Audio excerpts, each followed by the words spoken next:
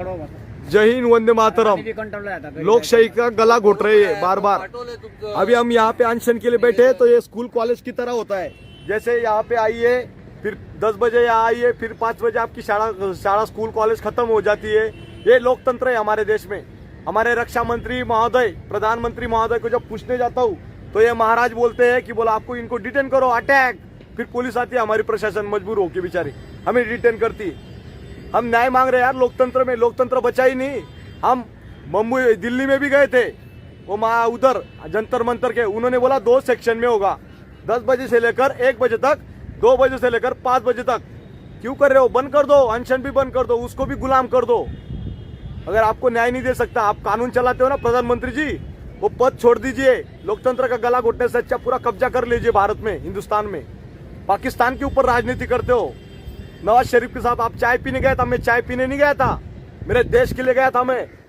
और यही देश की बचाने की लड़ाई लड़ रहा हूं अभी भी। हमारे देश में कितने जवानों को पेट पे लात मारी, और सरकार वो नौकरी क्यों नहीं कर सकता? देश में रिटायर होने के बाद वो जवान नौकरी कर सकता है, पर जिसको अधिकारी द्वारा शोषण किया होता है, उसको घर भेजा होता है, वो देश में नौकरी क्यों नहीं कर सकता?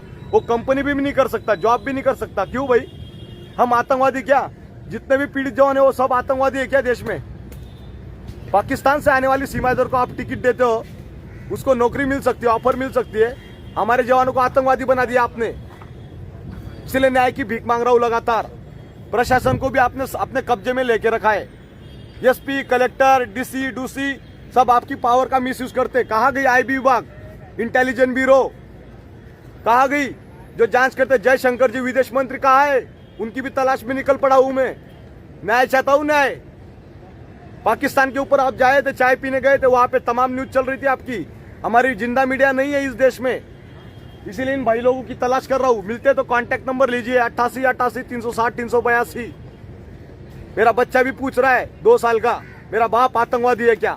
अभी उसको लेके पुलिस थाना में जमा करूंगा मैं।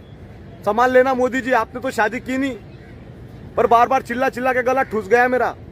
जनरल साहब बोलेगा नहीं, क्योंकि जनरल को अपनी चेयर की पड़ी है, उसको गवर्नर बनना है रिटायर होने के बाद। इसलिए न्याय की भीख मांग रहा हूं लगातार। रक्षा मंत्री, प्रधानमंत्री, अगर आप न्याय नहीं दे सकते हो, पाकिस्तान गवर्नमेंट के पास न्याय मांगू क्या? क्यों राजनीति खेल कर रहे हो? मैं वही सैनिक हूं, हिंदू, छत्रपति शिवाजी महाराज का मावड़ा हूं। जय श्री राम बोल के राजनीति नहीं होती है। अगर आप राजनीति करते हो ना, ये चीज ये बंद कर दीजिए ड्रामा, और छोड़ दीजिए। अगर देश को संभालना नहीं आता है तो ये सैनिक संभालेंगे आज के बाद देश। पीड़ित जवान, इनकी शक्ल देखिए, चेंज हो गए। सीआरपीएफ में कार्यरत थे, अमित शाह पूरी सीआरपीएफ को, पैरामिलिट्री को संभाल के बैठे। शोषण का शिकार 17 साल से। कौन देगा इनको न्याय? घूम रहे इधर इधर कसौड़ा डाल के, और तमाशा बना के रखा है आपने। जो भी जवान बोलेगा सच्चाई, उसको सीधा ही अरेस्ट करो और जेल में डालो, ठोको। यही प्रशासन का पावर का दुरुपयोग कर रहे हैं आप। लगातार न्याय चाहते, आपसे न्याय चाहते। आजाद भारत में गुलाम कर दिया आपने, बेबस, लाचार। डोनाल्ड ट्रंप के पास जा रहे हैं आप ऊपर से, उसको गले में मिलने के लिए। अरे हमें मिलिए पहले, जवानों को। न्याय नहीं दे सकते, 3 महीने से भीख मांग रहे हैं हम आप न्याय, और अभी भीख मांगना टाइम गया अभी हो। और कोई बोलेगा ना मी ये एफटी कोर्ट, हमारे यहाँ सातारा में एक जज साहब था, उन्होंने 5 लाख रुपए ले ले घूसखोरी की, भाग गया हो। जज साहब जो चीफ जस्टिस था, उसी ने 5 लाख ले लिया। आप सोच लो कहाँ गया लोकतंत्र?